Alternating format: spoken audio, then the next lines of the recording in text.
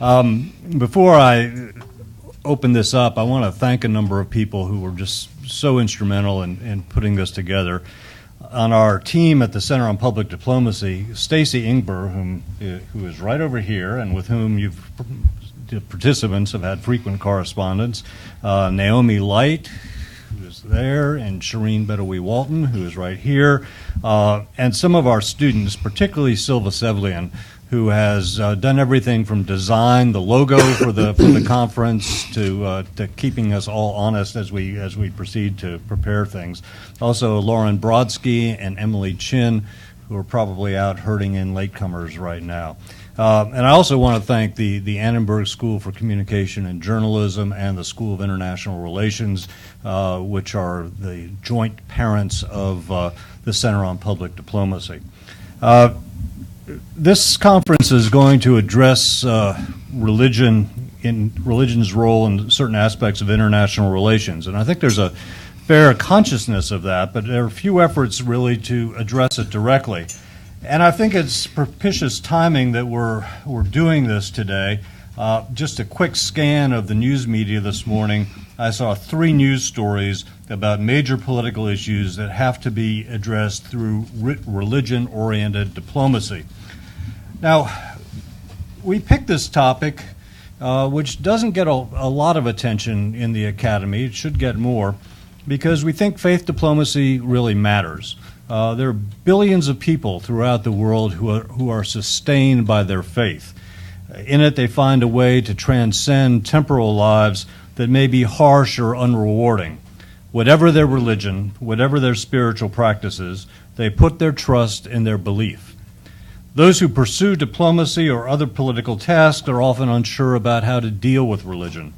Sometimes they demonize faith, and there is no more certain way to appeal to base passions than by kindling religion-related fears. And sometimes they try to manipulate faith, using it to advance their own interests. In the short term, such efforts might succeed, but over time, faith will endure, while political efforts that work against faith will crumble.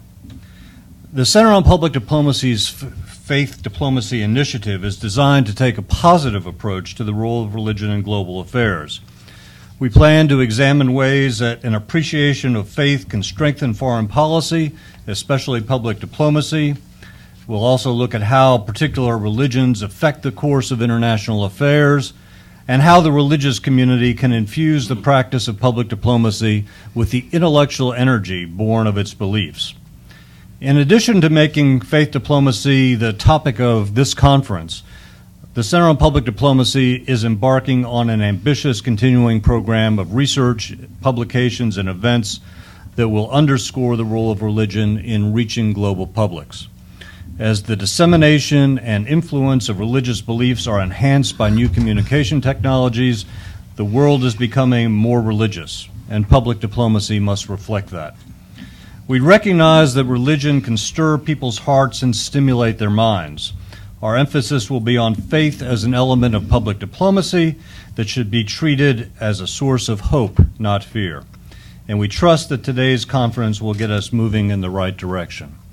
So that's a quick overview of where we're heading. And now I'd like to introduce someone who is the Center on Public Diplomacy's great supporter and without whom we couldn't get any of our work done, the Dean of the Annenberg School, Ernest J. Wilson. Thank you, Dr. Seib. It really is a pleasure to be here this morning, especially to be with you as you're going to talk about such an important issue. So on behalf of the University of Southern California, of the Dornsife College of Arts, Letters, and Sciences and its School of International Relations, and the Annenberg School for Communication and Journalism, I would like to welcome all of our honored guests, our consuls general, and ladies and gentlemen. Let me say a moment before turning to the substantive issue, the very important substantive issue that you're going to be addressing over the course of the day. Let me just, since I'm a Dean of Communications, let me communicate to you a little bit about the Annenberg School for Communication and Journalism, which is one of the hosts of this event.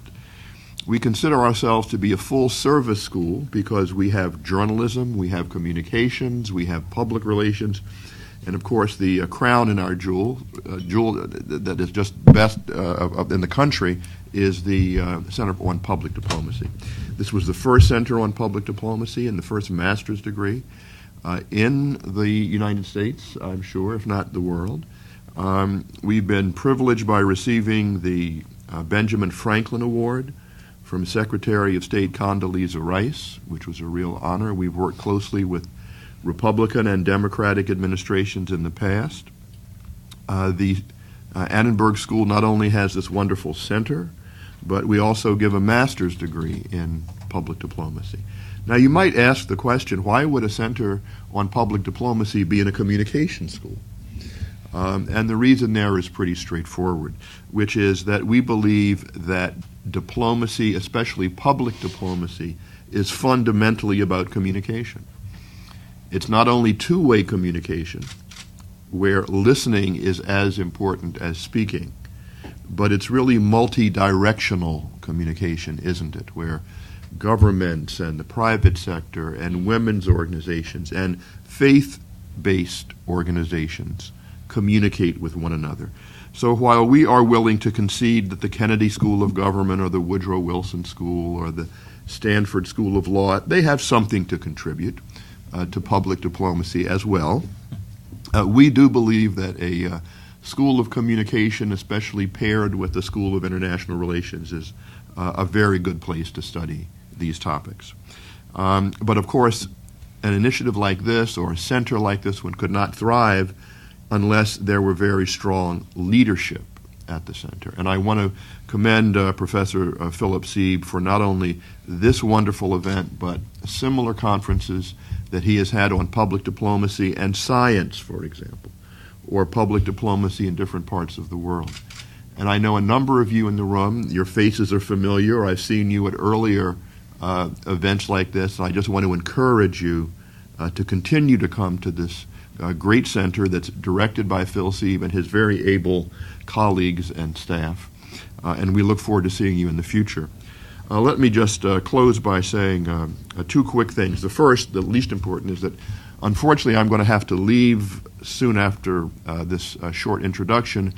I just got off the airplane from Abu Dhabi and Philadelphia. And so the combination of those two means that I've been out of the office and have to run back and show up for my day job over there. But I just want to say a few quick words about your topic today. It seems to me that there are sort of three challenges that you might want to think about. Number one is the analytic challenge. What is actually happening in the relationship between faith on the one hand and diplomacy, public diplomacy on the other? And that is a question of analysis, and that's what professors and researchers are good at. Secondly is the normative question, which is what should be the relationship between faith on the one hand and public diplomacy on the other. And that is something that's not reserved just for professors to ask or answer. That's something that every citizen, every human being has a right to address. What should be the relationship between these two? And then thirdly, and perhaps more difficult all of these, is how do you combine the analytic piece and the normative piece? What is actually going on in the world and what seems to be possible going on in the world of faith and diplomacy, and what should be going on in the world of faith and diplomacy. So with that, I wish you very well in this very good session today. I'm going to try to pop in and out as I can. I want to thank all of you for coming, and I look forward to seeing you at other future events of the Center on Public Diplomacy. Thank you very much. Professor Seib.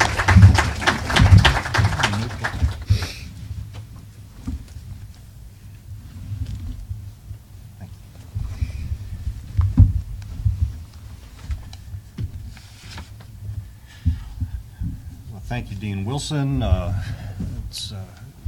Again, we at the center greatly appreciate the support that the Annenberg School, along with the School of International Relations, consistently provide our efforts. It's my pleasure now to introduce our keynote speaker, Douglas Johnston. He is a man of remarkable background as well as remarkable accomplishment.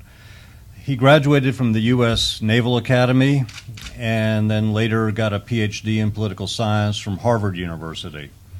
He served in the U.S. Nuclear Submarine Service, which might explain why we get emails from Doug sometimes at very odd hours. I guess if you're once in a submarine, you sort of lose track of daylight and nighttime. He served as Executive Vice President and Chief Operating Officer of the Center for Strategic and International Studies, CSIS. And leaving there, he founded the International Center for Religion and Diplomacy. And their official credo is the mission of ICRD is to address identity-based conflicts that exceed the reach of traditional diplomacy by incorporating religion as part of the solution. His books include Faith-Based Diplomacy and the recently published Religion, Terror, and Error. And I should note that at lunchtime today we will have a table outside run by the USC bookstore with books by Doug and some of our other speakers available for sale. The International Center for Religion and Diplomacy in many ways institutionalizes the goals of this conference. And that's one of the many reasons that we are delighted to have as our keynoter Douglas Johnston.